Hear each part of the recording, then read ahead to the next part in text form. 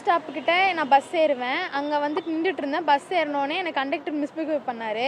நான் அதை உடனே எங்கள் அப்பாவுக்கு ஃபோன் அடித்து சொன்னேன். எங்கள் அப்பா பஸ் ஸ்டாண்ட் வந்துட்டார். பஸ் ஸ்டாண்ட் வந்தோடனே எங்கள் அப்பா நியாயமாக தான் போய் கேட்டார். எல்லாம் எங்கள் அப்பாவும் சேர்ந்து 25-30 பேர் வந்து எங்கள் கண்டக்டர் டிரைவர் எல்லாம் சேர்ந்து எங்கள் அப்பாவை அடிக்க ஆரம்பிச்சிட்டாங்க. என்னை தடுத்ததுக்கு என்னோடய பிரெஸ்ட்டை பிடிச்சி தள்ளி விட்டாங்க. எனக்கு ஒரு மாதிரி ஆச்சு. எங்கள் அம்மா வந்தாங்க. எங்கள் அம்மாவோட சாரியை பிடிச்சி இழுத்துட்டு எங்கள் அம்மா வயிற்று மேலே எட்டி உடச்சி எங்கள் அம்மாவுக்கு அந்த மாதிரி ஆயிடுச்சு. பெட்டில் இருக்காங்க இப்போ. எங்கள் அப்பா மேலே தப்பே இல்லை. எங்கள் அப்பா மேலே வந்துட்டு எங்கள் அப்பாவுக்கு வந்து குண்டாஸ் போடுறேன்னு சொல்லியிருக்காங்க. நீங்கள் என்னோட தங்கச்சி தான் வந்து பஸ் ஸ்டாப்பில் வந்து இறங்கியிருக்காங்க. கண்டக்டர் வந்து மிஸ்பிஹேவ் பண்ணியிருக்காரு. அப்பாவுக்கு வந்து கால் பண்ணி சொன்னார். பாப்பாவுக்கு வந்து 16 வயசு தான் ஆகுது. சரிங்களா? அப்பாவுக்கு தான் யாராக இருந்தாலும் கால் பண்ணி சொல்லுவாங்க. கால் பண்ணி சொன்னதுக்கு டேடி வந்து கேட்டிருக்காரு. கேட்டதுக்கு கண்டக்டர் டிரைவர் எல்லாம் சேர்ந்து ஒரு 25 பேர் பக்கம் சேர்ந்து எல்லாரும் அடிச்சிருக்காங்க. அடித்ததுக்கு என் தம்பிங்க வந்து அப்பாவுக்கு இந்த மாதிரி அப்பாவை அடிச்சுட்டு இருக்காங்கன்னா தம்பிங்க வந்து கேட்க வந்திருக்காங்க.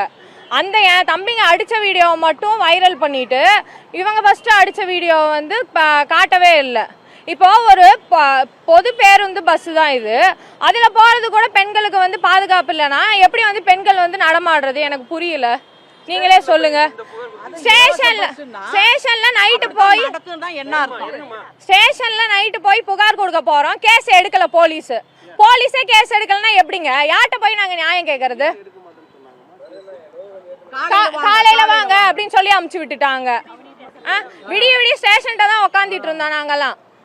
இப்போ ஒரு என்ன சொல்றது, அரசு வந்து அரசு ஊழியர்களை அரசு காப்பாத்துது. அப்ப எங்களுக்கு என்ன, யாருங்க எங்களுக்கு நியாயம் சொல்றது? தப்பு எங்க கண்டக்டர் மேலதாங்க தப்பு. அத்தனை பேர் சேர்ந்து ஒரு 52 வயசு ஆளை போட்டு அடிச்சிருக்காங்க. இப்ப அவர் உடம்பு முடியலன்னு சொல்லிட்டு போய் படுத்திருக்காரு. அவரை கூட்டு போய் ரிமாண்ட் பண்ணிருக்காங்க. தப்பு பண்ணவங்களை ரிமாண்ட் பண்ணல, அவங்கள பிடிச்சி கேஸ் போடலாம்ல. அந்த வீடியோ வந்து கரெக்டா டெலிட் பண்ணிட்டு அழிச்சிட்டு ஏன் அந்த ஆதாரத்தை காட்டலாம்ல? ஒரு தற்காப்புக்காக திருப்பி அடிச்சதை வந்து நீங்க வைரல் பண்றீங்க. அப்ப நாங்க வந்து எங்களுக்கு எங்க நீதி இருக்கு, எங்க நியாயம் இருக்கு சொல்லுங்க. நீங்களே நடவடிக்கை எடுத்துதாங்க ஆகணும். போலீஸ்ல வந்து கேஸ் கொடுக்க போலீஸும் எடுக்கலன்னா யாருங்க நாங்க போய் பாக்குறது சொல்லுங்க.